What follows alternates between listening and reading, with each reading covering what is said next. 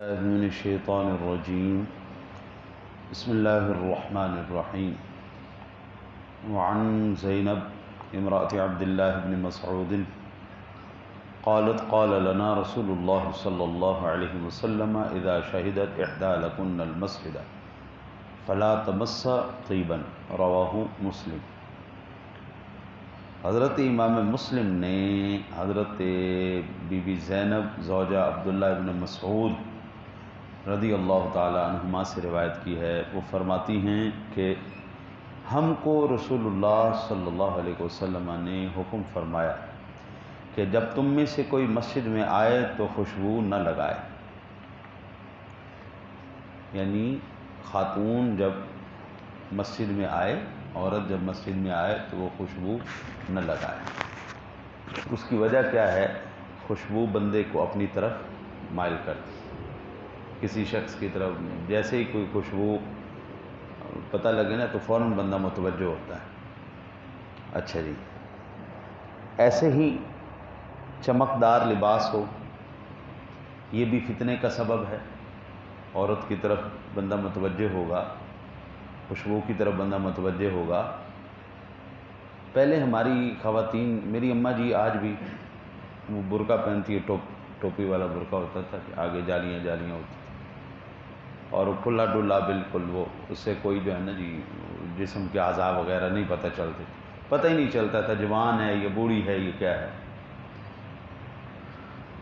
اب جو ہے نا وہ برقعے، ڈیزائننگ برقعے آ چکے ہیں، وہ برقعے کم فیشن زیادہ ہے، بجائے اس کے کہ چمکدار ڈیزائن والے، کڑھائیوں والے، اور یہ سارا چہرہ جو ہے نا وہ زیادہ تر انسان کو اپنی طرف متوجہ کرتا ہے۔ چہرے کے اوپر کوئی پردہ نہیں ہوتا، باقی سارا برقع وہ بھی ڈیزائن والا، تو یہ بھی فتنے کا سبب ہے۔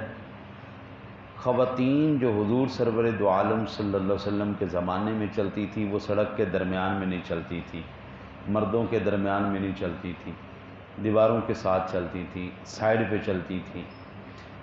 اچھا جی، اب اگلی حدیث پاک بھی اسی سے متعلقہ ہے تو وہ بھی میں عرض کر دیتا ہوں۔ عن ابی ہریرہ قال قال رسول اللہ صلی اللہ علیہ وسلم ایما امرأة اصابت بخورا فلا تشہد معنا العشاء الآخرہ، رواہ مسلم۔ یہ بھی امام مسلم نے روایت کی ہے اور حضرت ابو ہریرہ رضی اللہ تعالیٰ عنہ سے روایت کی ہے۔ وہ کہتے ہیں کہ رسول کریم صلی اللہ علیہ وسلم نے ارشاد فرمایا، جو عورت دھونی کی خوشبو لے، بخور اور اس طرح کی جو ہے نا جی وہ خوشبوئیں ہیں، عود ہے، بخور ہے اور سندل ہے، یہ وہ ہے، ان سے دھونی لی جاتی ہے، اور مسجد میں بھی اکثر ایسی خوشبوئیں رکھی جاتی ہیں، تو وہ دھونی کے اندر کتنی خوشبو آ جائے گی، بندہ دھونی لے تو کتنی بالکل مائنر سی خوشبو آئے گی۔ تو رسول اللہ صلی اللہ علیہ وسلم نے ارشاد فرمایا، جو عورت دھونی کی خوشبو لے وہ ہمارے ساتھ دوسری عشاء میں حاضر نہ ہوئے، یعنی وہ عورت بھی مسجد میں نہ آئے۔ ہلکی سی بالکل معمولی سی خوشبو ہوگی عورت کے لیے۔ ابھی یہ میں اس زمانے کی بات کر رہا ہوں جو خیر القرون کا زمانہ ہے، یعنی جب سے دنیا بنی ہے اس وقت سے لے کے آج تک سب سے بہترین زمانہ، خیر القرون قرنی، سب سے بہترین زمانے کی بات ہو رہی ہے، سب سے بہترین دلوں کی بات ہو رہی ہے، سب سے بہترین لوگوں کی بات ہو رہی ہے۔ صحابہ سے، کملی والے سے افضل کائنات میں نہ کوئی اللہ نے پیدا کیا ہے، نہ قیامت تک کوئی پیدا کرے گا۔ صحابیات تقوی کے جو ہے نا جی وہ سب سے بلند پائے پہ فائز تھیں، ان کے دل صاف تھے، ان کے سینے صاف تھے، ان کی نیتیں صاف تھیں، وہ لوگ مخلص خالصتاً ایمان والے لوگ تھے۔ اب یہ ان کو حضور کہہ رہے ہیں بھئی دھونی لے کے بھی تم نے مسجد میں، یعنی اس وقت بھی خواتین کے لیے انتہائی پابندی کے ساتھ مسجد میں آنے کی اجازت تھی۔ ابھی جو ہے نا جی وہ آپ خوشبو لینے جائیں تو فار مینز، فار وومنز، اور وہ ایسی ایسی لانگ لاسٹنگ اور ایسی ایسی جو ہے نا تیز خوشبوئیں ہیں کہ جہاں جہاں سے بندہ گزرے وہاں وہاں سے خوشبو آتی رہتی ہے، اتنی اتنی ہیوی۔ تو ایسی خاتون جو خوشبو لگا کے مردوں کے اختلاط میں جائے، اس پر اللہ اور اس کے فرشتے لعنت بھیجتے رہتے ہیں۔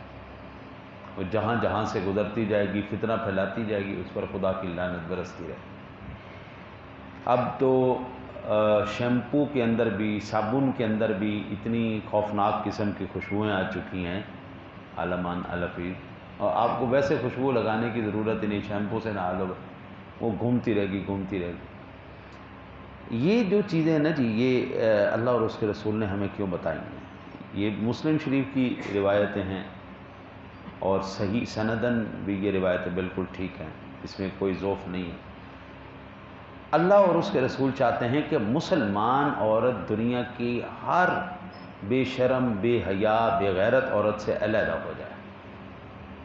وہ لوگ بے شرم لوگ ہیں جن کے معاشروں کے اندر کوئی عورت کی قدر کوئی نہیں، کوئی قیمت نہیں، کوئی ان کو اہمیت ہے ہی، ماں، بہن، بیٹی۔ مجھے یہ ایک میرے دوست نے بتایا تھا، امریکہ سے آئے تھے، انہوں نے یہ بات بتائی تھی کہ ایک 18 سال کی بچی گھر کے باہر بیٹھی رو رہی تھی، تو کہا کہ بیٹا آپ کیوں رو رہی ہو؟